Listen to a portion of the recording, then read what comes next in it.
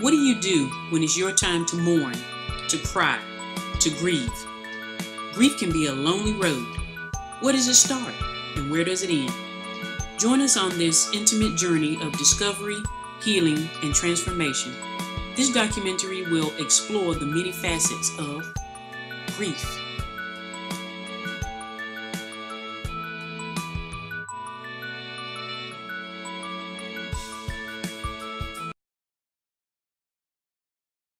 Well, grief is like a transition for me.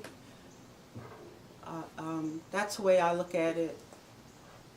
It's like a portal, from one stage to another.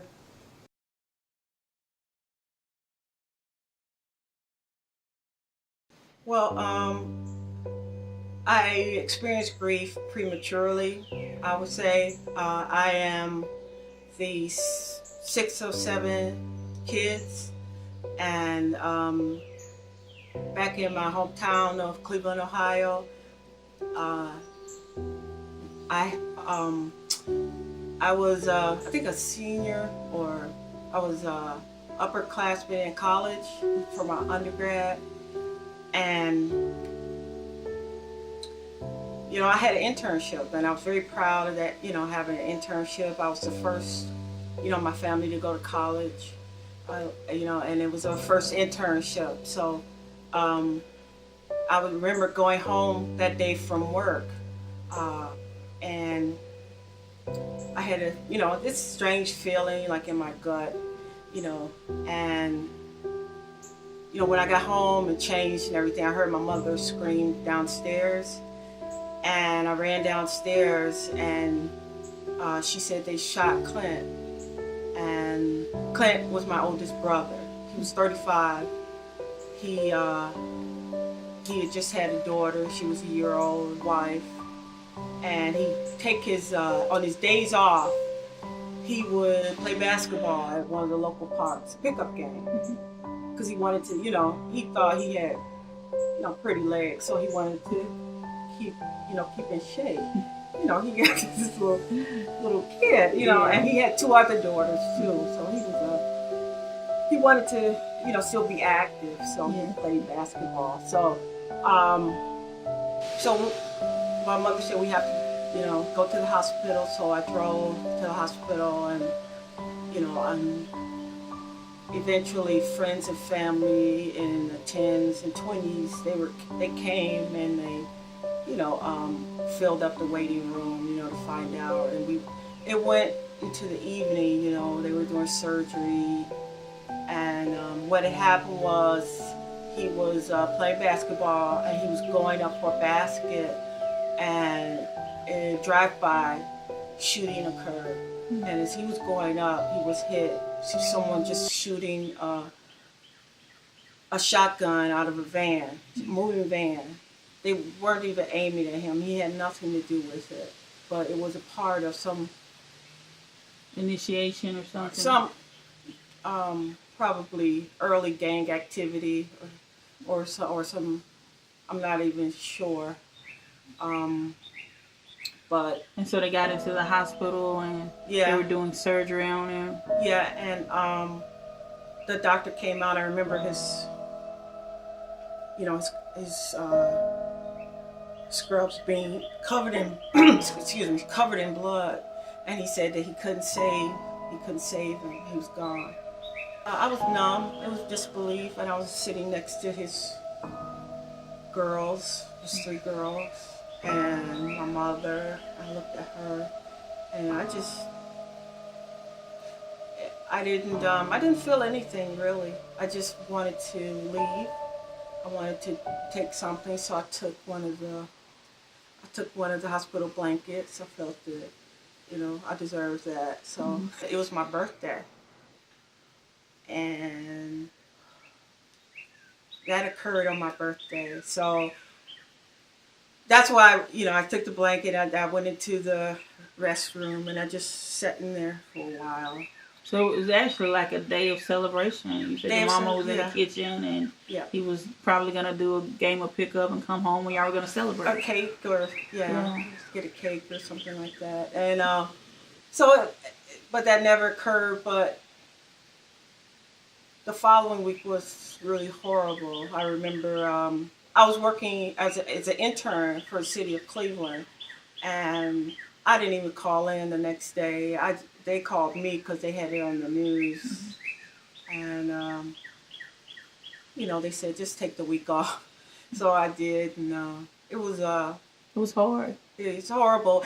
And some people, like you say, they need to be alone, and some people need to talk about it. My mother liked to talk about it, and so she was making arrangements, calling everyone, and just hearing about it. It relived it for me. And do you think, and I like that you brought in the fact that your mother grieved differently than you, because even though the death happened in the family, it affected the family members differently. Yeah. Did you feel like you kind of grieved differently from everybody else in your family? I think so. I kind of shut myself away. I just the noise kind of bothered me with people coming in. I guess I shouldn't say that. I love people, but it's something about the noise. I needed to be quiet. I wanted to be, in a quiet place. And so what I did was I started, sketching. Had you been sketching before? Yeah, I had been sketching before. I was trying to be an artist, designer. And I knew that my mother, she was having a hard time with it. And I started sketching pictures of him. And so I ended up drawing a picture of him that I gave to my mother's frame. She still has it. So if you go to my mom's house in Cleveland, she'll give you the tour, and she'll show you a picture of my brother, and tell you I did it. And so that was my first major experience with grief. So was art a way of you expressing what you were going through in that moment and trying to deal with that grief? It's what I knew. I spent probably a lot of time as a kid alone, sketching, drawing with anything I could. And it made it grief, especially losing someone to murder and suddenly like that, it feels like it's like your pieces of Lego house is just falling down. Your card house is falling down. And for me, drawing and art, it kind of built the house up again.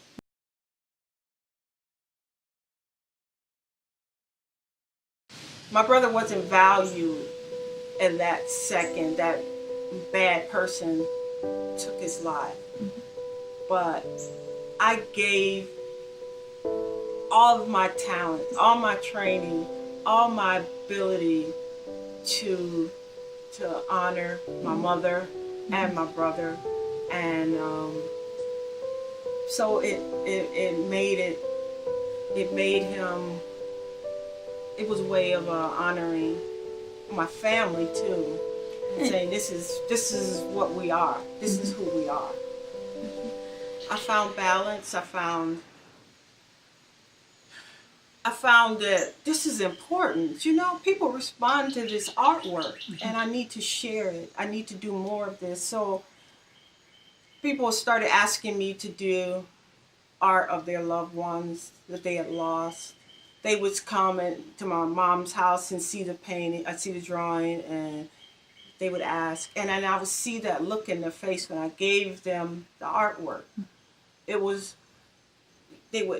stand up a little straighter, talk a little louder. It's transformative. I think art is transformative. It helps to heal.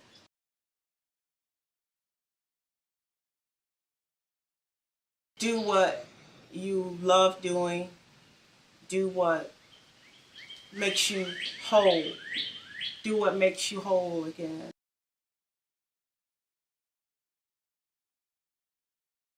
A loss of another brother. Yeah, I was starting, I just accepted a new job, and I was prepared to have like this dream job, and I was living in North Carolina, and my mother again called and said, you need to come home. Barry's in the hospital.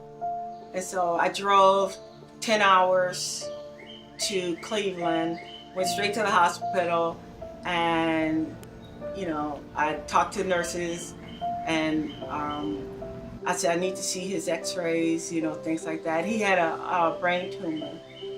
And so I decided, I thought I was going to outsmart this system. I thought I knew what was going on. So I said, I'm not going to leave. I will not leave his side, because I need to be aware of what's going on here. And I'm not losing another brother. And so I sat there all night, making sure he was getting the care that he deserved and he needed. And I sketched. Sketches. So to occupy myself, but this isn't like something that I can look at every day or I can post, but it's like a chronicle of like the things that happened and his medical care and things like that. So, well, I stayed as long as I could, and family members would come in and out, and I hadn't eaten, and so I left to go get a sandwich, in the cafeteria, and when I came back, he was gone. And I was so angry at myself. It's irrational. Maybe that's a sign of grief too. You think, my ego is so big that I think I could have actually done something there with someone with a brain tumor. Mm-hmm. You go through this guilt feeling, and I went through this guilt about not being there, being in another state when he was so ill, and I didn't know it. And I was so focused on, after I lost my first brother, I was so focused on making everything count, making every moment count, really redoubling my efforts to be something, to achieve, to have a career. And I thought that maybe it's a high cost, if you have a lot of missteps, and those missteps are, as far as a career is concerned, they're expensive because it takes you away from loved ones, and it takes you away from, being there, for loved ones. Sometimes you're too busy to smell the roses. You're trying to plant crops. Mm. You're trying to plant a forest of roses or a farm, and you can't smell that one rose because you're trying to cultivate. Mm. There's a cost, but hopefully the return on investment makes it all seem, worthwhile. Mm-hmm. But maybe those people that I've lost, they've realized. I hope that they realized that I did it. I invested all this time and energy for all of us, so we can all, achieve something, or we can all share in this. It's not just me. That's not. It's always what I felt. I wasn't doing it for myself. I was doing it for my family and those that love me. What would you say to Clinton if he was here today? You could tell him what you really wanted to tell him in hindsight of experiences.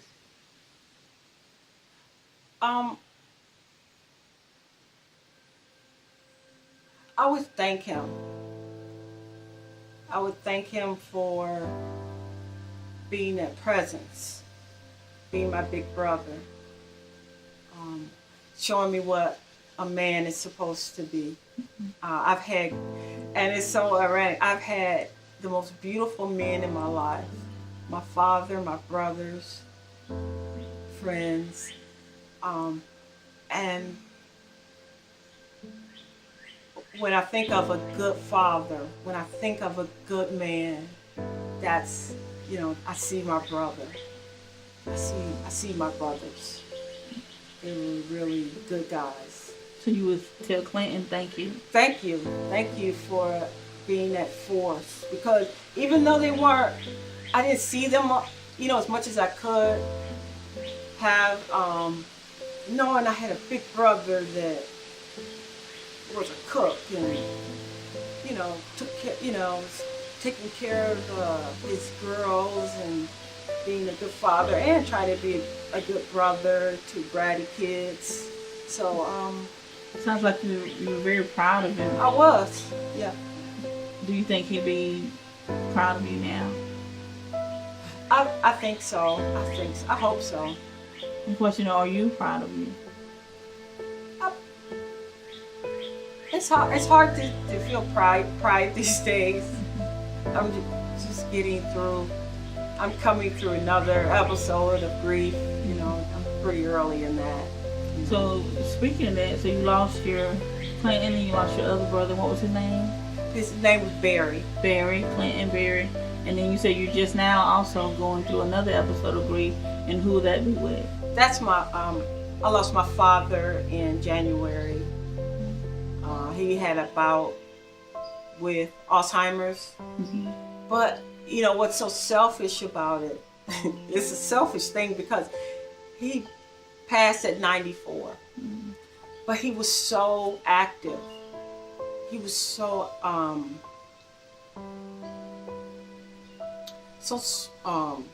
he was still driving in 92 and 93.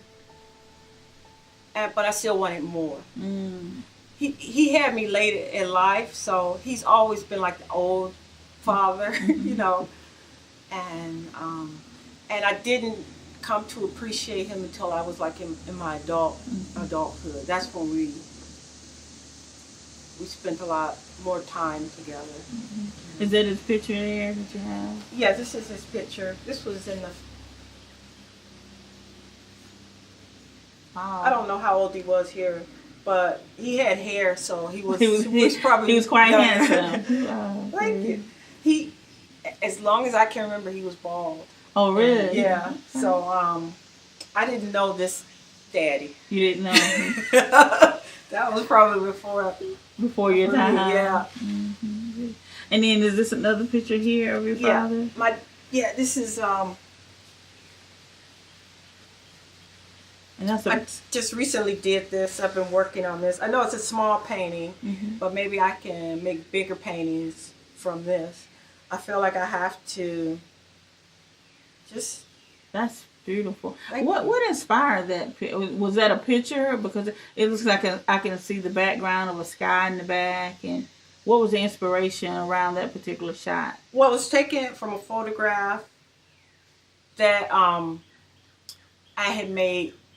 Because I wasn't always around, whenever I would go to Cleveland, I would take him to breakfast. Well, he would take me because he always paid. But so we would go to breakfast and he would tell me about all of his ideas. He was an inventor.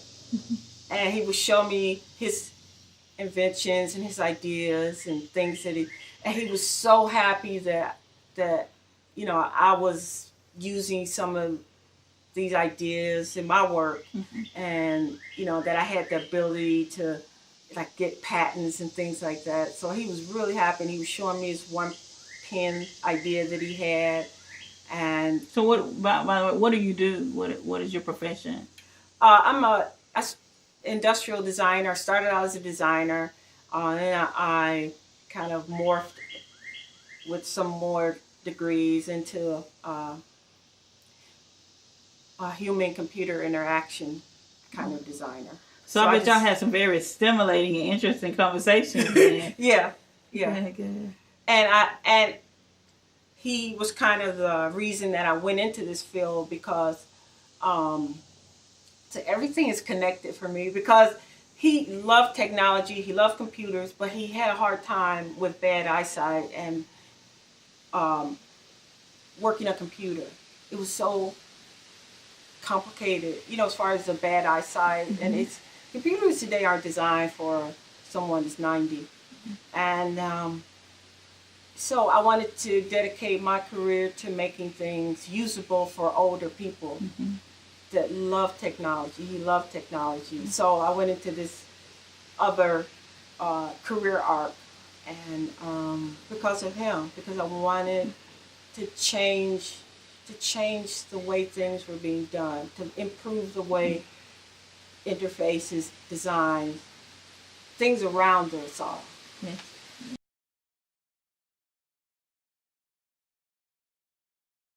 It's different. I feel pretty much isolated because I was trying to be a caregiver, at a distance, and I had to make some choices that for his care, and some of those choices, it was if you always have someone that is like a giver. My father was a giver, and sometimes it's a shock when he's not able to give anymore. So you have to put them first, and I had to do things to put him first and his care first. And I wasn't always there, but when I went to, it took a lot of effort to go back and forth like every month to go to Cleveland to check, and